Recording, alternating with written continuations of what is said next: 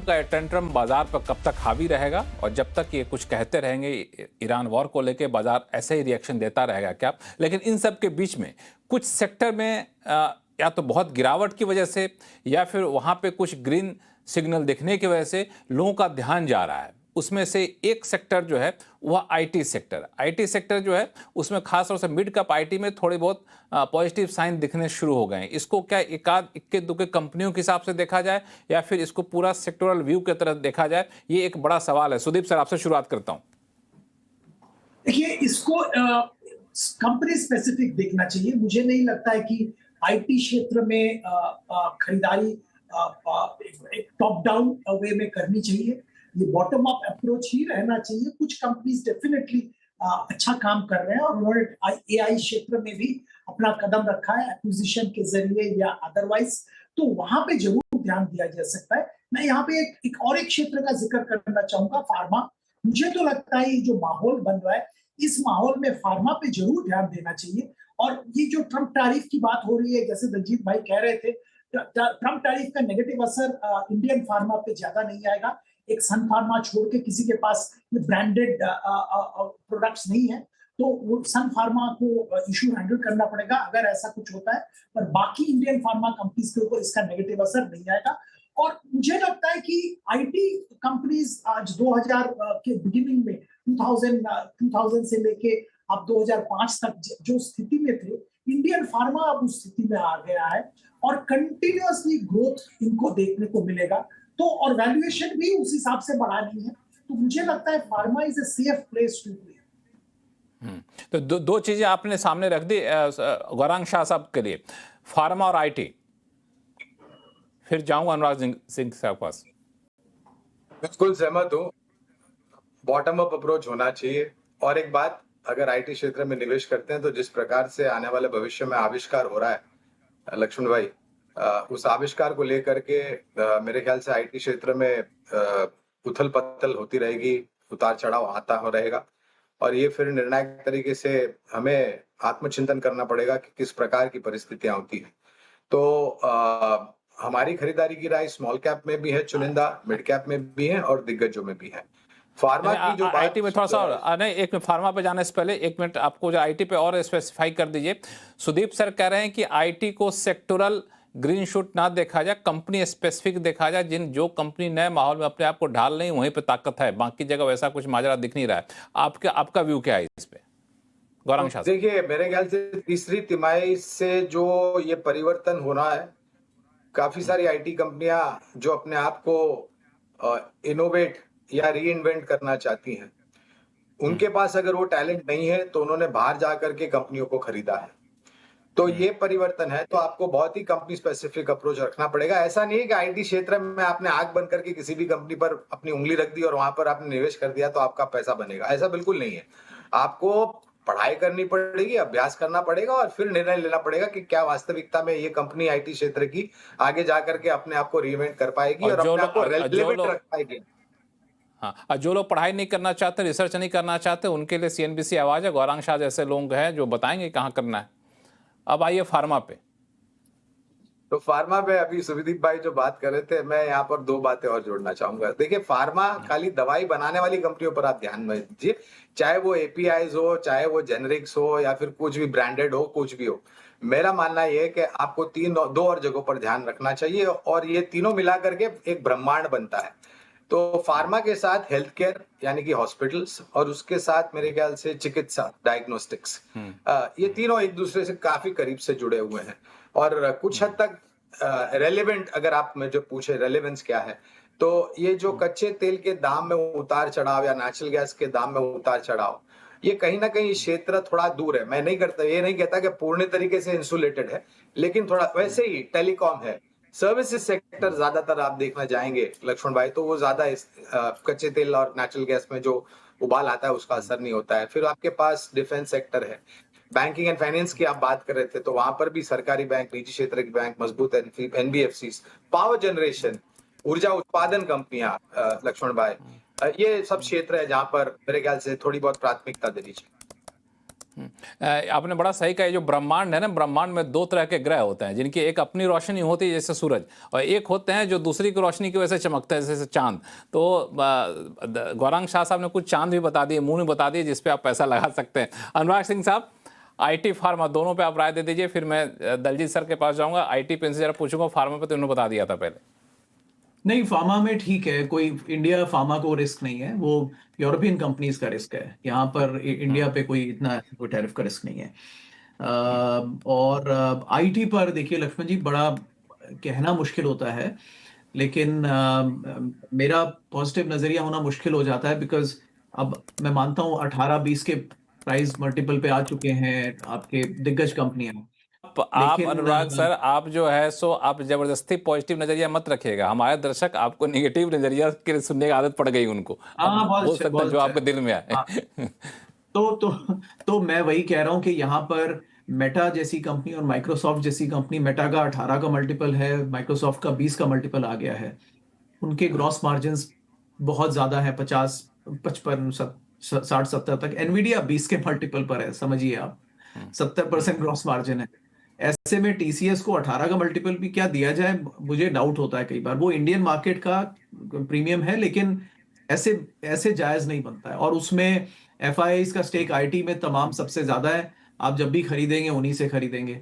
लेकिन अब जो लोग 4000 3000 पे खरीद रहे थे, अब बोले यार 2.5 पे क्या हो गया, तो कर सकते हैं। मेरा नजरिया ना का है लक्ष्मण जी, क्योंकि इस सेक्टर में अब बड़ा तेजी से बदलाव आ रहा है। आपने देखा ओरेकल ने 20% ऑफ द ग्लोबल वर्कफोर्स को फायर कर दिया एक दिन में। सुबह 6 बजे मेल भेज दिया, 20% ऑफ वर्कफोर्स, 25 से 30,000 लोग ग्लोबली निकल गए। ये सेक्टर में हेडविंड्स हैं, मार्केट मल्टीपल ऐसे में ड्रॉप करता है। तो मैं आईटी पे ऐसा कॉन्ट्रा कॉल नहीं दूंगा कि सस्ता हो गया है। इसका एक दौर था, अब ये मैच्योर हो गई हैं और शायद ये स्लो डाउन की तरफ बढ़ रही हैं कंपनीज, राइट। तो that's my take on IT. ऐसे ही कोई भी चलते घोड़ों में मैं कूदने की सलाह नहीं दूंगा, स्पेशली मेटल्स वगैरह। अगर आपको लगना है तो आप बेस पे आइए। बैंक्स वगैरह और फाइनेंशियल्स वो सब ठीक है, जो लोकल उन्होंने कह दिया है वो ठीक है। एक छोटा और क्वेश्चन लक्ष्मण जी, बहुत बार हम एग्जाम्पल के तौर पे कह रहा हूं, इसमें सेल्फ भी नो है और रिलेटिव्स भी नो है।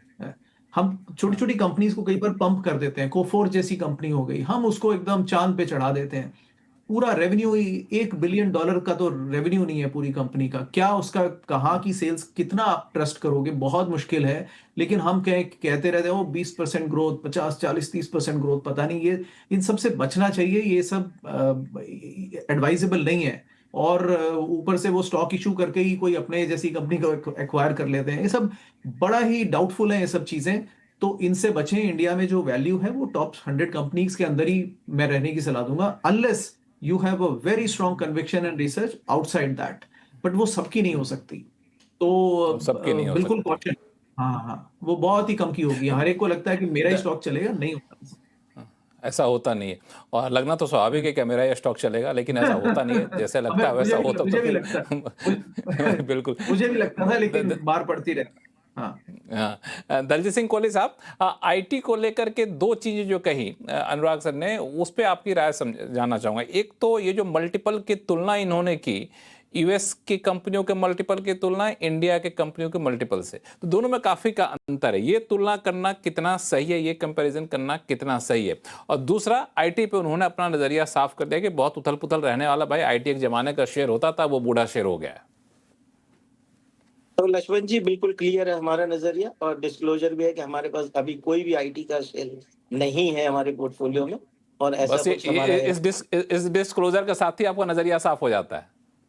हाँ, तो अभी हमारा कोई इरादा भी नहीं है उसमें ऐड करने का, क्योंकि हम ये वेट करना चाहते हैं कि क्या कंपनी, जैसे सब लोग कह रहे हैं कि कंपनी स्पेसिफिक किस तरीके से आगे चल के क्या आएगा, क्या कौन कंपनी उसमें सस्टेन कर पाएगी नहीं कर पाएगी, उसके ऊपर हम आगे कॉल लेंगे। और विलियम ओनील की एक स्टडी है कि अगर आपको अल्फा जनरेट करना है तो सेक्टर आपकी फेवर में होना चाहिए। कोई भी स्टॉक प्राइस में 50% कॉन्ट्रीब्यूशन सेक्टर का होता है। तो अगर सेक्टर आपकी फेवर में नहीं है तो आप कितना भी अच्छा स्टॉक ढूंढ लोगे तो आप पीछे ही रह जाने वाले, अंडर परफॉर्म करोगे। तो इसलिए हमें अभी आईटी में बिल्कुल कह रहे हैं कि हम नहीं हैं। जहां तक मल्टीपल्स की बात है, अगेन जो ये मल्टीपल्स पहले हम देखते थे, तो उसका कारण था कि एक बहुत बड़ी ग्रोथ दिखती थी कंपनीज में, और एक क्लियर था कि ये ग्रोथ बनी रहेगी कई साल तक।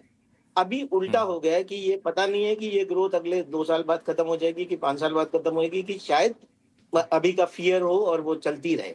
तो इसके लिए आज की डेट में ये मल्टीपल्स का कोई रेलेवेंस नहीं रहता है। तो हमें लगता है कि आईटी से अभी हम दूरी हैं। बिल्कुल दूसरे सेक्टर पे जाऊं, लेकिन आईटी पे दो लोगों का, दलजीत सर का और अनुराग सिंह साहब का व्यू अलग है, और गौरांग शाह साहब और सुदीप सर आपका व्यू अलग है। आप दोनों लोग दलजीत सर और अनुराग सिंह साहब को कुछ कहना चाहते हैं? कोई काउंटर लॉजिक है आपके पास? लक्ष्मण जी, दलजीत जी का सेल्फ का तो नो है, रिलेटिव का नो है कि रिलेटिव का यस है? दलजीत जी बता दीजिए रिलेटिव। दलजीत जी जी, रिलेटिव नहीं, का हम नो लोग है कि आईटी नहीं में है? आईटी में बिल्कुल नो है। बिल्कुल आईटी में नो है, सेल्फ और रिलेटिव वो बिल्कुल नो है। गौरांग शाह साहब कुछ ऐड करना चाहते हैं? देखिए, अगर हम चारों सहमत होते तो 2 जन की जरूरत नहीं थी, एक ही जन की जरूरत थी या तीनों की जरूरत नहीं थी। तो अच्छा है कि अनुराग भाई और दलजीत भाई सहमत नहीं है और सुदीप भाई और हम एक ही कश्ती में सवार है, तो एक संतुलन बना रहता है। बल्कि इसको हम लोग नोट करके रखेंगे, आगे आज से साल 2 साल बाद चेक करेंगे कि किनकी कश्ती जो है या फिर किनका संतुलन किधर की तरफ जा रहा होता। सुदीप सर भी कुछ बोलना चाहते हैं? लक्ष्मण जी, मैं एक कंपनी जो जो हमारे यहाँ लिस्टेड नहीं है उसका एग्जांपल लेके कहता हूँ, तो उसमें अनुराग भाई का वो यस नो वाला सवाल भी नहीं आएगा। एक्सेंच्योर, हाँ। अगर आप एक्सेंच्योर के नतीजे देखे होंगे इस क्वार्टर के जो उनके नतीजे आए, उसमें देखिए एक साफ सामने आ रहा है कि उन्होंने अपना जो बिजनेस वो एआई रिलेटेड सर्विसेज डिलीवरी की तरफ ट्वीट किया है, और एआई का जो कॉर्पोरेट्स का एआई रिलेटेड एक्सपेंडिचर है उसका एक हिस्सा उनको मिलना शुरू हो गया है। तो मुझे लगता है ये this is the way forward for lot of these ये जो आईटी सर्विसेज कंपनीज हैं उनके लिए। तो जो ये ट्रांजिशन कर पाएंगे सक्सेसफुली इफेक्टिवली, उनका रोल रहेगा। तो अभी जैसे मैं पहले भी कह रहा था कि आपको बहुत ही केयरफुली सिलेक्ट करना पड़ेगा कंपनी। मैं बिल्कुल ना नहीं कहूंगा, क्योंकि मुझे अभी भी लगता है आईटी सर्विसेज कंपनी जो कि जहां पे जिस क्षेत्र में इंडियन कंपनीज प्ले करते हैं, क्योंकि इनके अपने प्रोडक्ट्स नहीं है, तो उस क्षेत्र में कुछ कंपनीज जरूर अपना बिजनेस मॉडल ट्वीक करके इफेक्टिवली सर्विस प्रोवाइड कर पाएंगे। एक्सेंचुअर इज अ लाइव एग्जांपल। बिल्कुल, दरअसल ठीक है, अलग अलग राय होनी चाहिए, और शो का मकसद भी यही होता है कि लोगों के अलग अलग व्यूज़ हैं वो दर्शकों के सामने रखा जाए और दर्शक अपने हिसाब से अपना डिसीजन ले तो ज़्यादा बेहतर था। एक चीज़, चूंकि शो का समय कम हो रहा है, संक्षिप्त में जवाब दीजिएगा आप लोग, वो है बैंक में प्राइवेट बैंक की स्थिति बड़ी कमजोर हो गई। गौरांग शाह साहब, अपॉर्चुनिटी है या फिर दूर रहें? नहीं, कुछ बैंकों में, निजी क्षेत्र की बैंकों में अपॉर्चुनिटी बिल्कुल है लक्ष्मण भाई। हो प्राइवेट सकता बैंक है की ये बात जो कर चल रहा हूं। रहा है कारण वित्तीय क्षेत्र, हो सकता है ये जो चल रहा है उसके कारण शायद कुछ दबाव आए ग्रॉस नेट एनपीए पर, लेकिन वो मेरे ख्याल से एक तिमाही या 2 तिमाही का प्रश्न हो सकता है, लेकिन प्राइवेट बैंक्स पर हमारी कवरेज है। बिल्कुल। अनुराग सिंह साहब, प्राइवेट बैंक एफआईज ज्यादा उसमें होते हैं, रुपया कमजोर देके एफआईज निकलते जा रहे हैं, यही वजह है कि कुछ और फंडामेंटल भी कुछ है? लक्ष्मण जी, मेरे लिए तो बहुत बड़ा, मेरी भी वो थी कि दूर रह के कई बार ध्यान नहीं जाता। जब ये एचडीएफसी बैंक में पार्ट टाइम चेयरमैन ने रिजाइन किया, तब मैंने देखा कि एक्स आईएएस वगैरह भी इनके बोर्ड्स पर आ गए हैं। तो जिन कंपनीज पे सरकारी ब्यूरोक्रेट्स रिटायरमेंट के बाद बैठने लगे, उनका फ्यूचर तो बहुत ही ब्राइट है।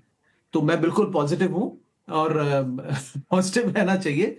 ये आप सेक्टर तो कमेंट बहुत कर सही है। आपका कमेंट करें, कॉम्प्लीमेंट कर रहे हैं आपका? ये कमेंट है, नहीं नहीं कॉम्प्लीमेंट नहीं है आपका? नहीं, एक मायने में अनफॉर्चुनेट है, because India is a country जो कि बैंक के सीईओ को भी आरबीआई अप्रूव करता है। ये अमेरिका में नहीं होता। Why should a bank CEO be approved by RBI? I don't know. But second point is, अगर उन्होंने जगह ढूंढ ली है, मेरा हमेशा मानना है कि इंडियन बैंक्स की जो लेवरेज है सिस्टम पे, वो सबसे स्ट्रांग है। तो उसकी वजह से उनके मार्जिन्स बहुत ज्यादा रहते हैं, जो डेवलप्ड मार्केट्स में नहीं रहते बैंक्स के। तो इंडियन बैंक्स हमेशा ही उस स्ट्रांग पोजीशन, आप बैंक से लड़ लीजिए, बैंक ही जीतता है हमेशा, आप नहीं जीतते। तो बहुत स्ट्रांग है, बहुत अच्छे वैल्यू पर है, बहुत अच्छे वैल्यू पर है। ये दरअसल आपने बहुत ही अच्छे इंपॉर्टेंट पॉइंट पे आपने छोड़ा इस डिबेट को।